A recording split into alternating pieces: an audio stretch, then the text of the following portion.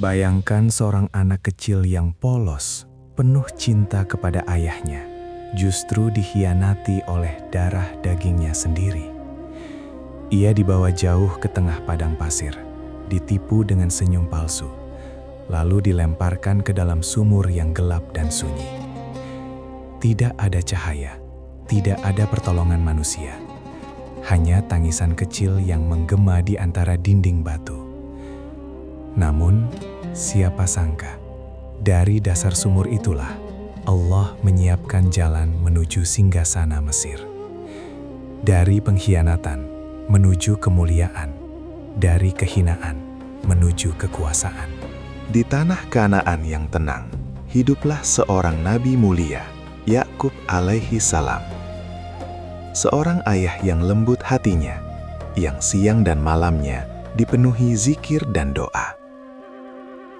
Di antara anak-anaknya yang banyak, ada satu yang memiliki cahaya berbeda di wajahnya. Seorang anak bernama Yusuf alaihi salam. Yusuf bukan hanya tampan secara rupa, hatinya bersih, ucapannya lembut, tatapannya jujur. Suatu malam, Yusuf kecil terbangun dari tidurnya dengan nafas sedikit tergesa. Matanya berbinar, bukan karena takut, tetapi karena takjub. Ia berlari kecil mencari ayahnya. "Ayahku, sesungguhnya aku bermimpi melihat 11 bintang, matahari, dan bulan. Semuanya bersujud kepadaku." Nabi Yakub terdiam. Hatinya bergetar. Ia tahu, itu bukan mimpi biasa. Itu adalah isyarat. Sebuah pertanda tentang masa depan yang besar. Tentang derajat yang akan Allah angkat tinggi. Namun sebagai seorang ayah yang bijaksana, Nabi Yakub tidak langsung menceritakan makna mimpi itu secara terbuka. "Wahai anakku, jangan ceritakan mimpimu kepada saudara-saudaramu. Sesungguhnya setan itu musuh yang nyata bagi manusia." Saudara-saudara Yusuf mulai merasakan kecemburuan. Mereka melihat bagaimana ayah mereka begitu lembut kepada Yusuf dan adiknya, Bunyamin. Mereka merasa tersisih. Mereka kalah, mereka tidak dianggap. Setiap hari, bisikan-bisikan mulai terdengar. Kenapa ayah lebih mencintai Yusuf? Padahal kita lebih kuat, kita lebih banyak. Pertanyaan itu berubah menjadi perangka. Perangka berubah menjadi kebencian. Dan kebencian perlahan berubah menjadi rencana. Suatu hari, saudara-saudara Yusuf mendatangi ayah mereka dengan wajah penuh kepura-puraan. "Wahai ayah, izinkan Yusuf pergi bersama kami besok. Ia akan bermain dan bersenang-senang. Kami alaihi salam pasti akan menjaganya." Nabi Yakub ragu, hatinya tidak tenang, seolah ada firman alaihi salam yang menahan. "Aku khawatir ia akan dimakan serigala saat kalian lalai." Mereka tersinggung pura-pura. Bagaimana mungkin serigala memakannya, sementara kami banyak dan kuat? Akhirnya dengan berat hati, Nabi Yakub mengizinkan. Yusuf kecil begitu gembira. Ia tidak tahu bahwa hari itu adalah hari terakhir ia melihat rumahnya dalam waktu yang sangat lama. Mereka berjalan jauh ke tengah padang alai salamir. Semakin jauh dari rumah, semakin jauh dari perlindungan ayahnya. Di tengah perjalanan, suasana berubah. Tawa mulai hilang, wajah-wajah mulai mengeras, tatapan-tatapan menjadi dingin. Yusuf mulai merasakan ada yang tidak biasa. Tiba-tiba, tangan-tangan kasar menariknya. Ia kebingungan. "Apa yang kalian lakukan?" Tidak ada jawaban lembut, hanya keputusan kejam yang sudah disepakati. Sebagian dari mereka ingin membunuh Yusuf, namun yang lain berkata, "Jangan bunuh dia, masukkan saja ke dalam sumur, nanti akan dipungut oleh kafilah. Dengan begitu, ayah akan berpaling dari dirinya." Di hadapan Yusuf terbentang sebuah sumur tua. Dalam, gelap, sunyi.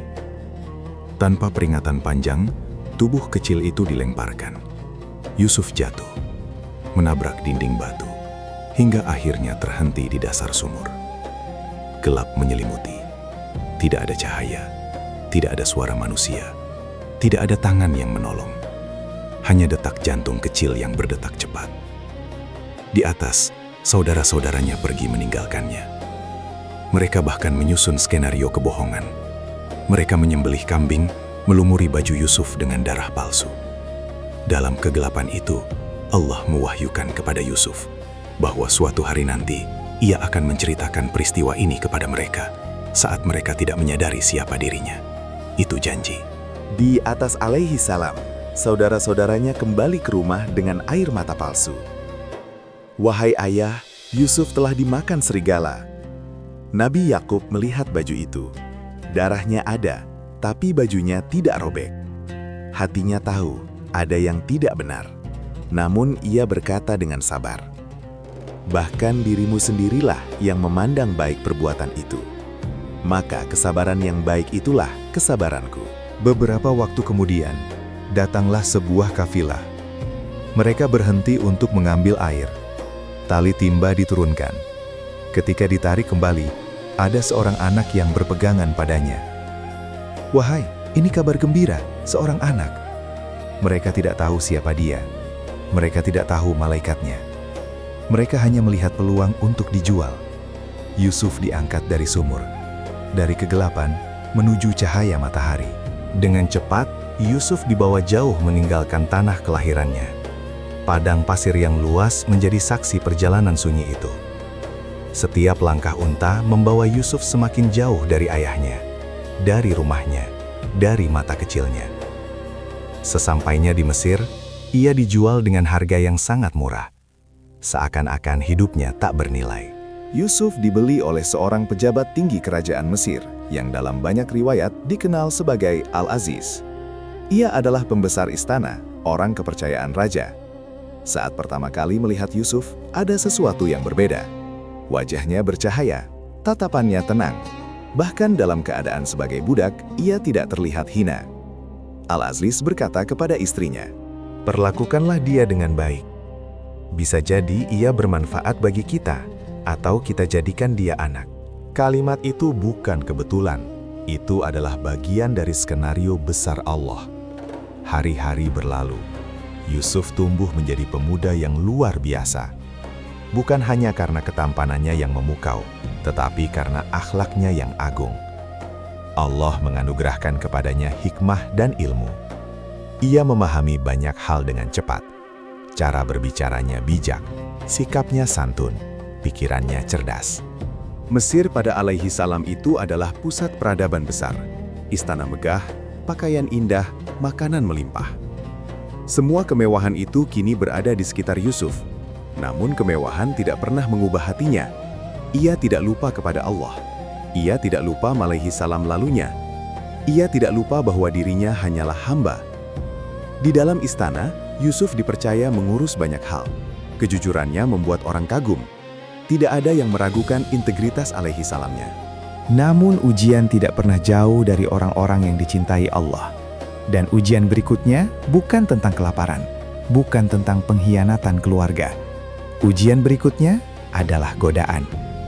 Istri Al-Aziz adalah wanita bangsawan, cantik, terhormat, terbiasa mendapatkan apa yang ia inginkan. Namun hatinya mulai terusik oleh kehadiran Yusuf. Setiap hari ia melihat pemuda itu berjalan dengan wibawa. Setiap hari ia menyaksikan ketampanan dan akhlaknya. Hingga akhirnya perasaan terlarang itu tumbuh menjadi obsesi. Suatu hari, saat istana dalam keadaan sepi, ia mengunci semua pintu. Ia mendekati Yusuf. "Ayo mendekat kepadaku." Sebuah ajakan yang bukan sekadar rayuan. Itu adalah ajakan kepada dosa. Yusuf terkejut. Jantungnya berdebar. Ia bukan batu. Ia manusia. Ia pemuda. Namun imannya jauh lebih kuat daripada nafsunya. Dengan tegak, ia berkata, "Aku berlindung kepada Allah. Sesungguhnya Tuanku telah memperlakukanku dengan baik. Sungguh orang zalim tidak akan beruntung." Kalimat itu bukan sekadar penolakan. Itu deklarasi iman. Yusuf berlari menuju pintu. Ia ingin menyelamatkan diri. Ia ingin menyelamatkan kehormatannya. Wanita itu mengejarnya dan menarik bajunya dari belakang hingga terkoyak. Di saat yang bersamaan, pintu terbuka. Al-Aziz berdiri di sana. Situasi menjadi tegang. Sang istri dengan cepat memutarbalikkan fakta.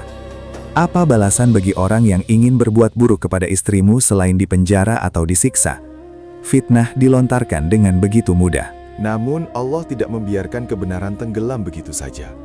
Seorang saksi dari keluarga wanita itu berkata, Jika bajunya koyak di depan, maka wanita itu benar.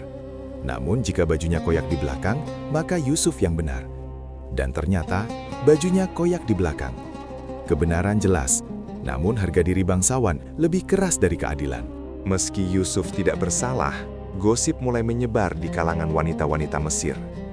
Mereka membicarakan istri Al-Aziz yang tergoda oleh budaknya sendiri. Merasa dipermalukan, wanita itu mengundang mereka ke jamuan makan. Ia memberikan masing-masing pisau untuk memotong buah. Lalu ia memanggil Yusuf untuk keluar. Saat Yusuf malaikat salam, para wanita itu tertegun. Ketampanannya membuat mereka tak sadar melukai tangan mereka sendiri. Ini bukan manusia. Ini pasti malaikat yang mulia. Di saat itulah istri Al-Aziz berkata dengan bangga, "Itulah orang yang kalian cela aku karenanya. Aku memang telah menggodanya, tetapi ia menolak. Jika ia tidak melakukan apa yang kuperintahkan, ia pasti akan dipenjara." Ancaman itu nyata. Yusuf kini berada di persimpangan, menuruti hawa nafsu dan hidup nyaman, atau mempertahankan iman dan masuk penjara. Yusuf memilih yang kedua. Ya Tuhanku, penjara lebih aku sukai daripada memenuhi ajakan mereka. Doa itu mengguncang langit, dan tak lama kemudian, Yusuf benar-benar dipenjara. Dari sumur ke istana, dari istana ke penjara. Secara dunia, itu terlihat seperti kemunduran. Namun dalam rencana Allah, itu adalah langkah maju. Penjara bukan akhir, penjara adalah sekolah keteguhan. Di dalam sel yang gelap, Yusuf tidak mengeluh. Ia tidak menyalahkan takdir. Ia tidak memprotes keadilan Allah. Ia berdakwah. Ia menenangkan sesama tahanan. Ia menjelaskan tentang tauhid, tentang Allah yang esa. Dua pemuda di penjara bermimpi. Mereka meminta Yusuf menafsirkannya. Sebelum menafsirkan, Yusuf berdakwah lebih dahulu. Ia tidak menyia-nyiakan kesempatan untuk mengajak kepada kebenaran. Satu mimpi berarti pembebasan. Satu mimpi berarti kematian. Dan keduanya terjadi persis seperti tafsir Yusuf. Namun, ketika ia meminta salah satu yang bebas untuk menyebut namanya di hadapan raja, ia dilupakan. Tahun-tahun berlalu. Bayangkan, bertahun-tahun dalam penjara. Padahal ia tidak bersalah. Tapi tidak ada satupun riwayat yang menunjukkan Yusuf kehilangan iman. Tidak ada keluhan panjang. Tidak ada putus alaihissalama. Karena ia tahu, sumur dulu bukan akhir, maka penjara pun bukan akhir. Allah sedang menyusun sesuatu yang lebih besar. Dan segera, mimpi seorang raja akan menjadi kunci pembebas Salama. Tahun demi tahun berlalu di balik jeruji besi. Bagi sebagian orang, penjara adalah tempat kehancuran. Namun bagi Yusuf alaihissalam, penjara adalah tempat pembentukan jiwa. Kesendirian tidak membuatnya rapuh. Ketidakadilan tidak membuatnya pahit. Ia tetap beribadah, tetap berdakwah, tetap yakin bahwa Allah tidak pernah salah dalam menulis takdir. Lalu suatu malam, istana Mesir diguncang kegelisahan. Raja Mesir bermimpi. Ia melihat 7 ekor sapi gemuk dimakan oleh 7 sapi kurus. Ia melihat 7 bulir gandum hijau dan 7 bulir lainnya yang kering. Mimpi itu teralai salama nyata, menggetarkan, mengganggu tidur dan pikirannya. Pagi harinya, Raja mengumpulkan para penalai samat, ahli nujum, dan penafsir mimpi terbaik di negeri itu. Apa arti mimpiku ini? Namun jawaban yang datang hanyalah kebingungan. Itu hanya mimpi yang tak bermakna. Kami tidak mampu menafsirkannya.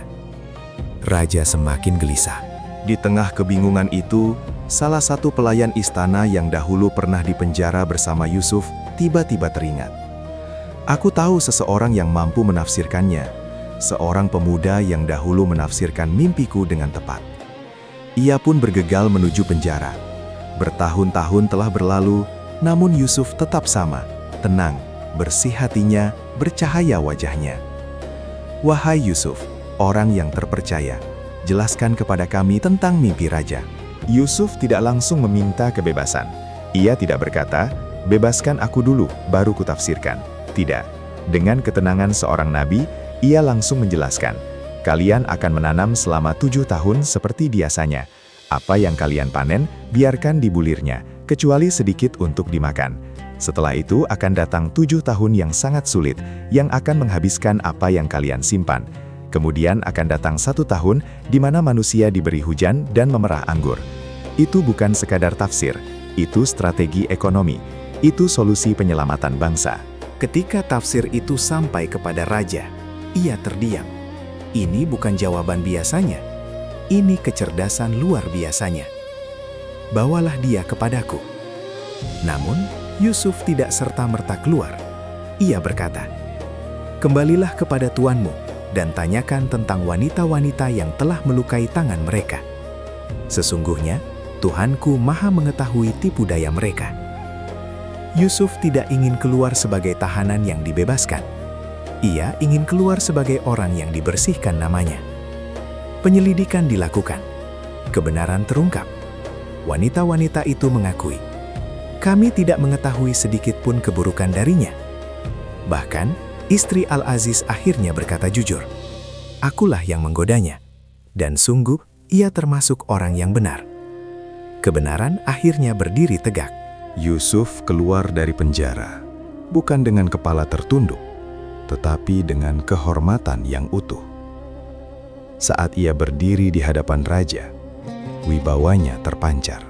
Raja berkata, sesungguhnya hari ini engkau menjadi orang yang berkedudukan tinggi dan terpercaya di sisi kami.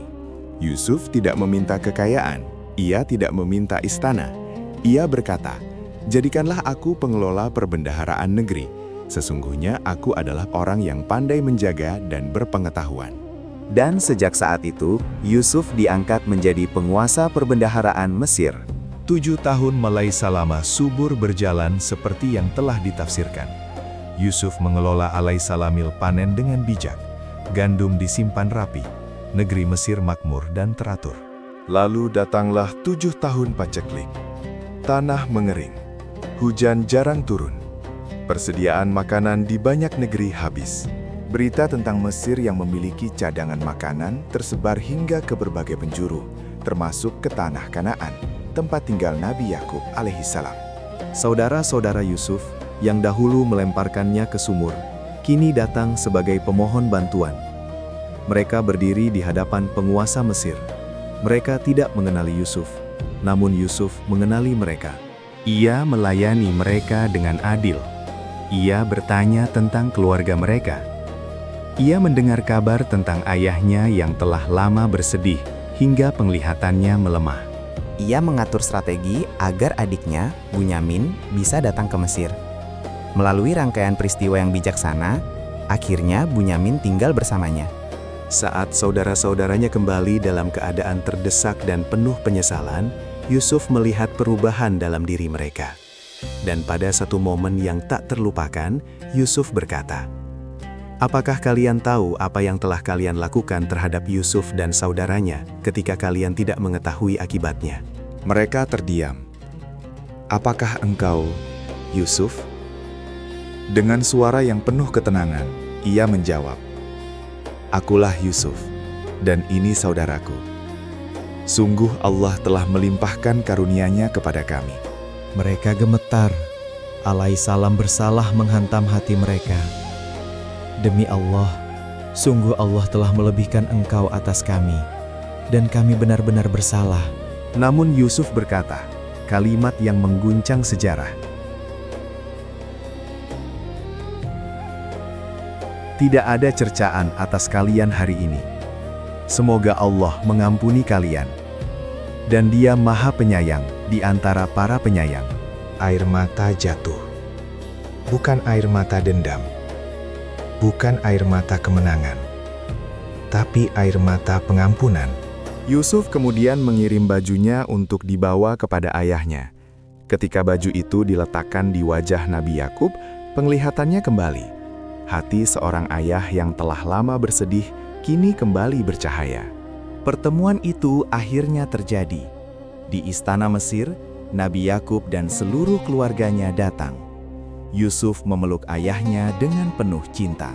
Keluarganya bersujud sebagai bentuk penghormatan, sebagaimana tradisi saat itu.